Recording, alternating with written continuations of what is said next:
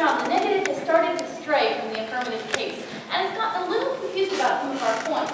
So in this speech, we are going to clarify this round and respond to the main issues that have occurred.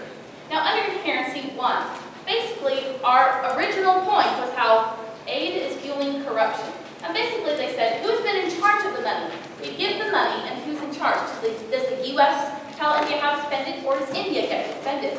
As we have been telling you this entire round, the U.S. gives the money to India, and then we tell them how we would like them to spend it. But then Indian government, the corrupt Indian government, has control over it.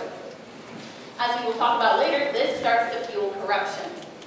And then we started talking about the economy under Inherency 2. Now, our original point was how foreign aid doesn't work.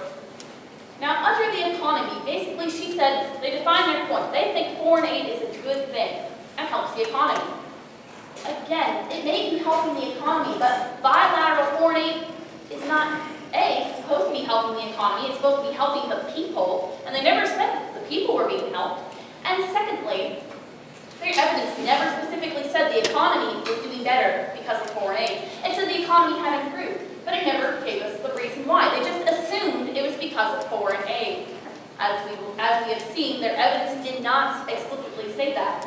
And this is not what bilateral aid is about. Bilateral aid is supposed to help the people, not the economy. And we've had no evidence from the negative saying it does help the people. Under 3, they've gotten very confused under this point. Now, they say that India only takes the money when they need it. Now, as I read in 9-2AC, they're taking the money when they need it to pull them out of their corrupt policy mess. As in the evidence I quoted, it said, in fact, aid has encouraged these corrupt policies in the Indian government because they could always count on foreign aid to help them out of the worst aspects of any mess caused by their corrupt policies. This is when they start taking the foreign aid to help them out of their corrupt policies. So they take it when they need it to make them look good. As we've seen, they are not taking it and ever helping the people. It is not getting to the people. They're spending it on their corrupt policies.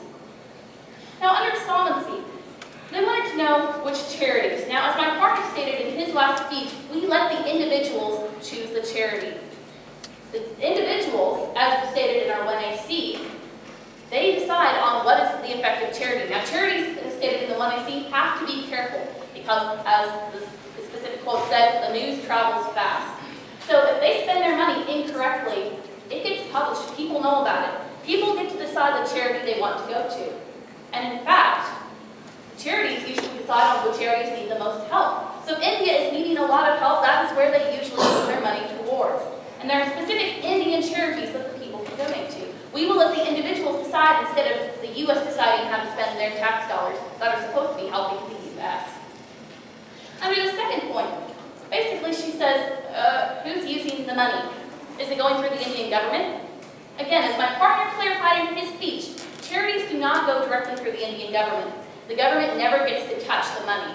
So when the charities go into India and do their work, they don't give the money to the government so that the government can use it unwisely.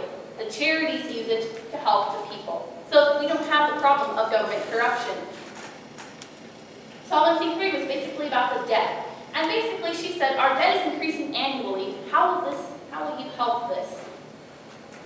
Now, under our Advantage 3, she never really talked about, they never really denied that when you decrease the national aid by this $150 million, it helps us become more financially stable. So although in dollar amount, it may not look as significant, it has a significant accomplishment of financial stability for the U.S. This was never contested by the negative team. In fact, throughout the round, the negative team has not given you a reason to stay with the status quo. We have shown you that the status quo, the Indian government is using our money unwisely to help them out of their corrupt mess or to fund elections so that they can get re-elected into office. We have shown you that under the economy, this has nothing to do with bilateral aid, which is to help the people, and the money never gets there. We've seen that under the problem of 3 and how it gets to those in need, we can see under inherency that currently the $143,166 is going to make a significant change and help us achieve financial stability. So I encourage you to vote affirmative. Thank you.